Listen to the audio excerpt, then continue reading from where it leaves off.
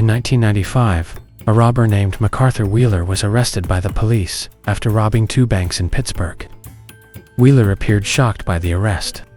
In his confession, he questioned how the police could recognize his face, caught on the surveillance camera. During the robbery, Wheeler did not cover his face with a mask but instead smeared his face with lemon juice. According to Wheeler, lemon juice contained properties that could make his face invisible to the camera, as he knew lemon juice could be used as invisible ink for writing on paper.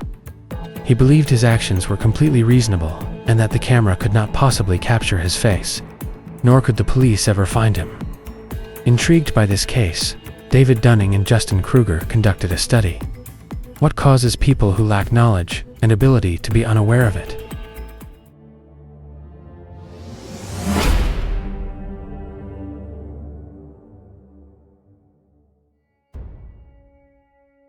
In 1999, they conducted a study titled Unskilled and Unaware of It, in which they tested a group of people on grammar, humor, and logic.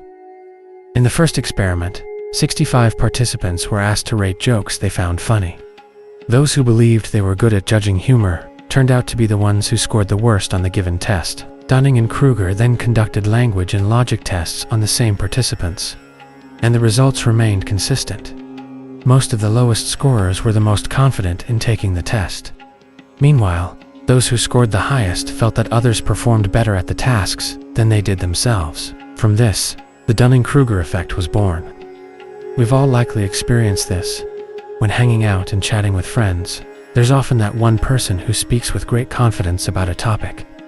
They seem to know a lot, but when we search on Google, none of what they said turns out to be true. Strangely, this person appears completely unaware of that. Since no one else knows the facts either, people believe them because they speak with such conviction. Their confidence is so strong that it makes us wonder, do they even realize that nothing they're saying is correct? It's like the saying, an empty barrel makes the loudest noise. The Dunning-Kruger effect is a cognitive bias in which a person lacking knowledge or skill experiences an illusion of superiority. In other words, they believe their abilities are greater than those of others.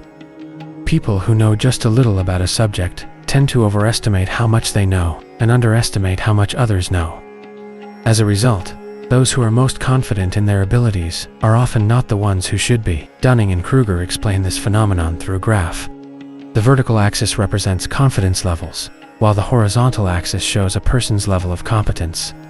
Looking at the graph, we can see that when we know just a little about something, we feel very confident. However, as we learn more about the subject, our confidence suddenly drops. Over time, as our knowledge increases further, that confidence gradually rises again. On average, we are not particularly good at logical reasoning, financial literacy, mathematics, emotional intelligence, or even chess. Yet, people tend to assess their abilities in these areas as if they were experts. The question now is, why does this happen? Shouldn't the people tested be aware that they aren't very skilled? We usually have a gut feeling when we might not be able to handle a test after all. It's us taking the test, not someone else.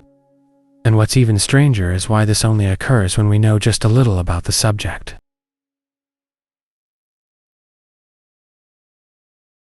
It's called like the knowledge circle. The smaller your circle of knowledge is, the smaller the border is with all the things that you don't know. And so when our knowledge is very small, we think like, oh, well, there's like 2 or 3 things that I don't understand, but I get the basics. But as you learn more and that knowledge circle expands, the border of that circle with the unknown expands as well. And so once you become an expert in your field, you realize that there are like 250 things that you don't understand, and tons of open questions, and tons of inconsistencies, and tons of shit that people have gotten wrong. And so you get this paradoxical effect where the more you know about a subject, the more you struggle to talk about it because you realize all the things you don't know. When we start learning something in a subject, we tend to overestimate how much we know. We feel like we already understand and are familiar with the topic. However, we haven't studied enough or learned enough to realize that there is still so much more to discover. We aren't skilled enough yet to accurately assess our knowledge and abilities. Since we can't deeply access the subject matter, we believe we know more than we actually do. Imagine you're about to take a test on World War history. Because you've watched plenty of TikTok videos about it, you feel like you know enough about the subject. But aside from those TikTok videos, you haven't done any other studying or conducted any research on World War history and, obviously, you weren't there yourself. When you take the test, you think, I'm not that clueless.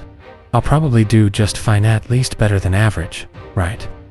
This is how the Dunning-Kruger effect works. Watching TikToks, or even a few documentaries on World War history, doesn't mean you have deep knowledge of the subject. It's simply not enough. You've only seen the tip of the iceberg, unaware of how massive the hidden portion beneath the water is. This illusion leads you to believe you've discovered and understood everything. We see this every day.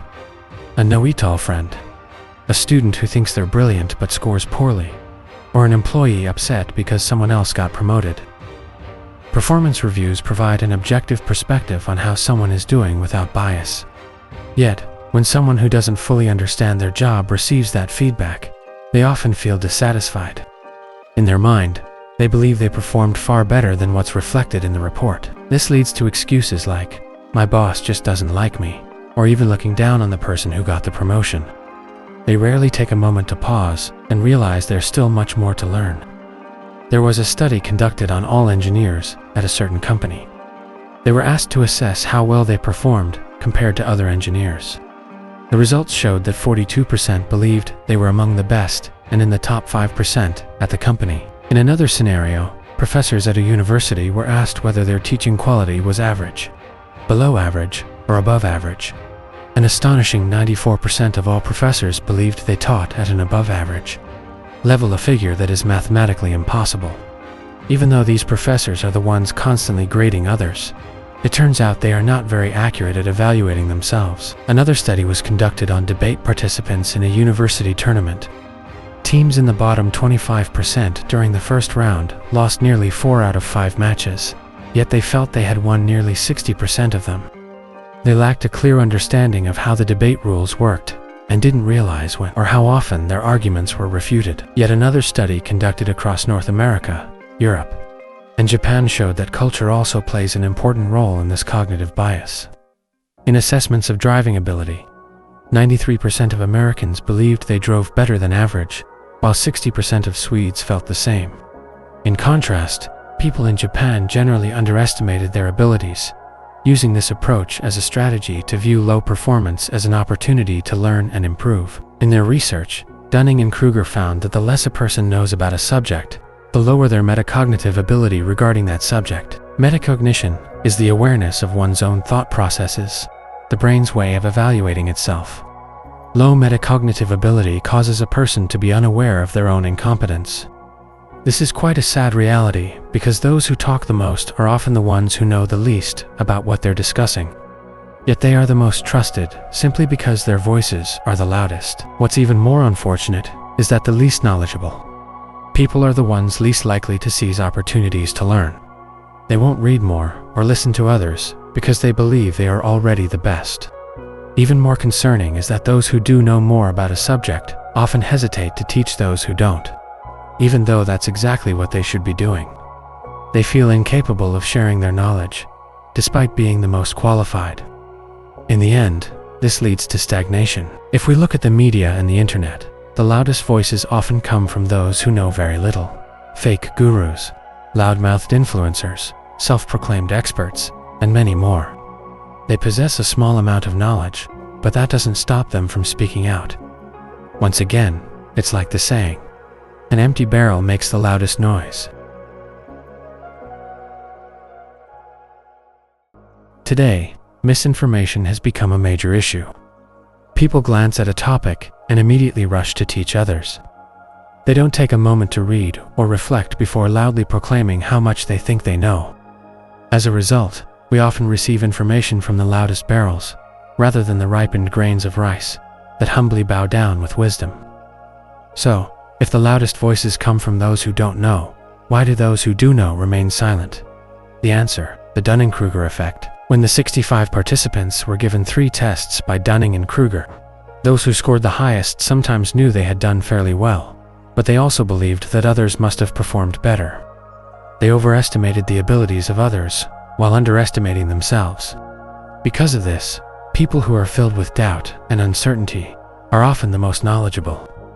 Intelligent individuals are unaware of their own intelligence, which makes it harder for them to speak up. It's easy to think that we're not special because what we can do seems like something anyone else could do too. However, this actually makes sense. People who feel this way tend to keep learning, unlike those in the lowest percentile. Even so, the Dunning-Kruger effect isn't entirely negative. In fact, it's the reason many of us can do things with confidence. When I first started making videos on YouTube, I made videos about subjects I didn't fully understand. Looking back now, I'd love to redo those videos, because some parts were just me pretending to know more than I did. I also had no idea how hard making YouTube videos would be, from brainstorming, researching, writing scripts, recording, to editing. Not to mention how the YouTube algorithm can crush your spirit. I didn't know any of that at the beginning. All I knew was that I wanted to make videos, so I uploaded them.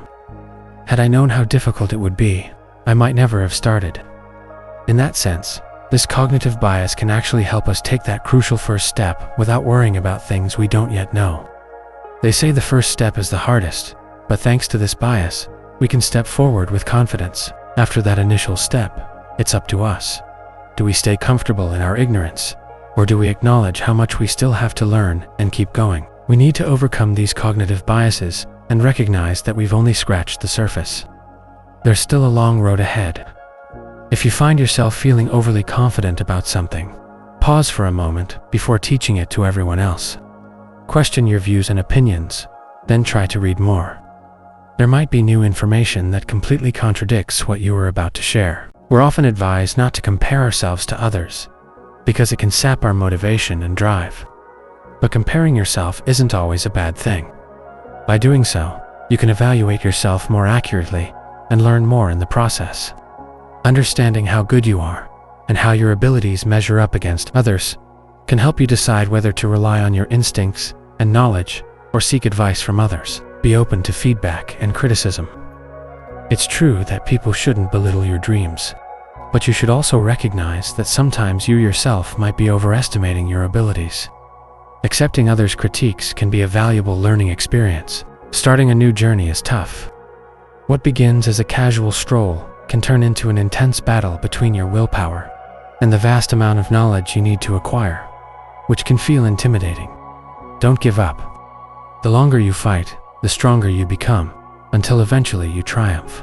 Don't be satisfied with just a little knowledge. Still 0%.